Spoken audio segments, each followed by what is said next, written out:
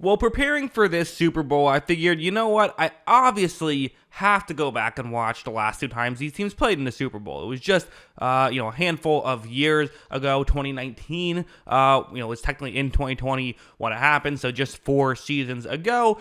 And I gotta say, maybe I should have done this earlier because there's actually some really interesting stuff here about how these two teams attacked each other last time they played and what that could potentially mean this time. And I think the first thing we have to mention is, yes, it's just 4 years ago, but in football, there's a ton of turnover, and these are two very different teams. I'm going to show some box score stats before we get into the film of what happened in that game, and starting off with the Chiefs receivers and who had yards this way.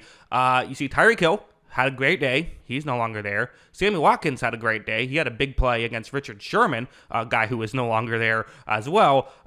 Travis Kelsey had a big day. He is there, and that's something we'll talk about. Big day is maybe a bit saying too much. 43 yards and a touchdown. He had a good day. For him, that's like a bad day, right? But for most tight ends, that's a great day. So there's that. Also, Damian Williams, who had a very good receiving day. Blake Bell and Mecole Hardman each had a catch as well. You also look at the rushing. Damian Williams had over 100 yards rushing. I said 4 years ago, I made a video saying I thought Damian Williams deserved the Super Bowl MVP that game, and I stand by that. I do. I think Damian Williams was really good in that game, and I think that he probably did have the most value because Mahomes, that's another thing we'll have to talk about. Mahomes did not have his best day in the Super Bowl. You look at his overall stats, again, not horrible. Like, I get why he won the Super Bowl MVP because he did make some clutch plays down the stretch, but 286 yards, 2 touchdowns, 2 interceptions. So, again, not a bad day, but not a spectacular one either. And if they lost, I think the story after the Super Bowl would have kind of been, wow, Mahomes didn't have a great day. Of course, that's not what happened. Largely due to Garoppolo's numbers, which it's funny because in the third quarter, actually entering the fourth quarter, his numbers were pretty good. And there was a time when if Garoppolo made a couple throws in that fourth quarter, he was going to win Super Bowl MVP. I think it was, if when Mahomes threw that second interception, if the 49ers were able to run out the clock, I think Garoppolo ends up being a Super Bowl MVP. That's what was happening, interestingly enough. But obviously, kind of had that meltdown in the fourth. Did not have a good fourth quarter. He didn't. He played good for 3 quarters, struggled in the fourth. As for the receivers, it's worth mentioning, things are very different for the Niners as well, but I think the Niners are certainly better in this category than they once were. Again, Kendrick Bourne, he's a solid player. Don't miss him. Kyle Juszczyk was actually was tied for the next leading receiver, but he also had a touchdown and almost had 2. If you remember that, Deebo Samuel was young. Keep that in mind. Deebo Samuel was in his first season, so he's a different player now than he was. Although Emmanuel Sanders as well is someone who was a good piece for them. George Kittle, another guy who, very good, did not have a great day, only 36 yards in that game. And then Jeff Wilson Jr., Tevin Coleman, and Raheem Mostert each with a catch as well. In fact, going over to the running game, and, Deebo Samuel had a few carries that were non-traditional carries, which we'll get into in a second. But for the pure rushers, not a lot. I mean, Raheem Mostert and Tevin Coleman didn't do a ton through the ground. It wasn't terrible, but, was definitely not a great rushing day, which might be surprising. You might think that would be a big benefit. Granted, part of that was they were trying to run out the clock a little bit in the fourth quarter, and the Chiefs were going out to stop the run, which is why they started throwing it. That was a criticism at the time, was a lot of people felt like the 49ers kind of didn't do the right thing there. But again, you have to pay attention to X's and O's. You can't just say, why didn't you run it more? But yeah, those are all the numbers. Let's get into the film. Starting off with a play like this, which is, I think, very notable because, again, a lot of these coaches are still there. Not all of the coaches are still there. The defensive coordinator for the Chiefs, the defensive coordinator for the 49ers is now currently coaching the Jets. That was Robert Saleh. So definitely there's some differences. But, Spagnuolo played a lot of 2 safety deep in this game, which is what he likes to do. That's usually what he does, but it is worth mentioning, even with the Niners' elite rushing attack, they did this. Watch how on this play, Garoppolo's going to do kind of a clever, flip back to Samuel. They're able to pick up a good amount of yards. The broadcast actually cut that off a little bit early, which is why I cut it off a little bit early, but it's well blocked. They picked up a first down to the Deebo Samuel thing,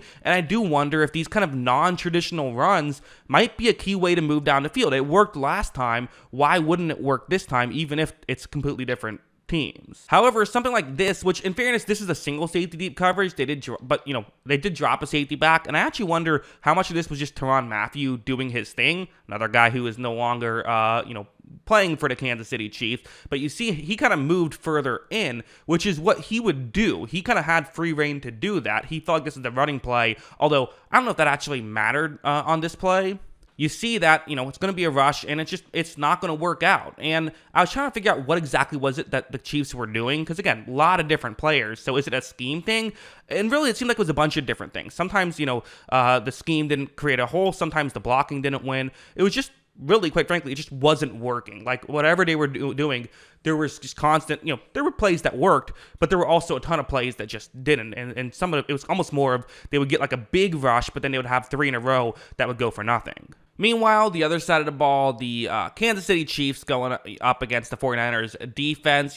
One thing I had talked about a lot in my preview videos was, Kelsey, amazing against zone coverage. Will that be able to work in the upcoming Super Bowl 58? Well, when I saw the low box score stats, I kind of thought, oh, did that not work out as well? He wasn't the dominant force, perhaps, but no, he really was. Watch when this play begins, you see that he is in a gap in coverage, and also you look at Mahomes, he's looking towards Kelsey, so this play is absolutely working. Mahomes is going to hit Kelsey, and they pick up a first, or actually don't pick up a first down. They get 9 yards, good tackle to prevent the first, but still an effective play by Kelsey and Mahomes, and it really felt like when they tried this stuff, it worked. So, I would still say if you're someone who's expecting Kelsey to have a big day against zone coverage that the 49ers run, even though he didn't have a huge day last time they played, I wouldn't still feel that concerned about it. I would still expect kind of the big day to happen personally. So that's interesting. I was also interested in, again, different defensive coordinator for the 49ers, but still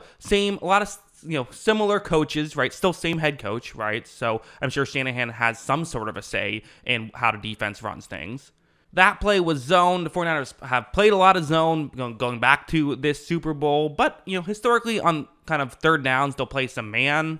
And if you see, on a play like this, 3rd down and 11, that's what they're doing. They're playing man coverage. So they're trying to see if they can man up against these, Kansas City Chiefs receivers. And I got to say, it worked pretty well. Watch as when Mahomes takes the snap, he looks down the field and doesn't love what he sees. The Niners did a pretty good job at covering this stuff.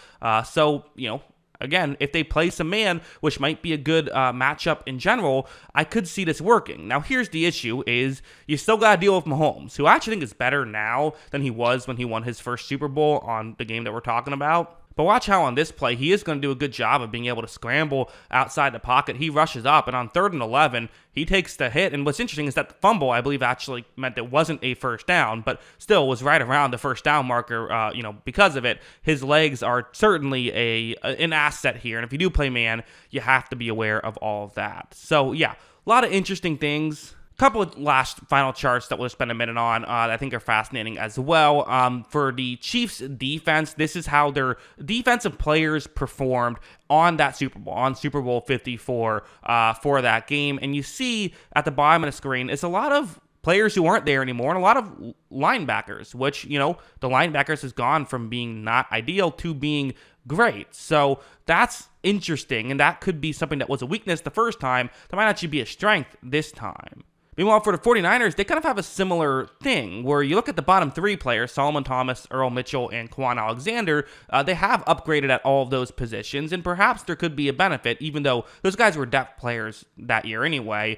Number 15 on the list, Fred Warner was the 15th graded player, 4th worst graded player. That's shocking. They can't win if he's doing that. He needs to be at the top of the list, not near the bottom. Is worth mentioning Nick Bosa was amazing in that game, which is no surprise there. Expect him to have another big Super Bowl. But yeah, kind of interesting stuff. The only other fascinating thing is, again, we talk about now the 49ers have now they have Purdy instead of Garoppolo. That should be a big benefit. Garoppolo did not have a great day. Is worth mentioning, though, they got similar, him and Mahomes had a very similar Pro Football Focus grade in that game, just interestingly enough. Mahomes just made he had more mistakes, but also had more big plays. So just interesting. But yeah, those are my thoughts on all of that. What are yours? Let me know in the comments below.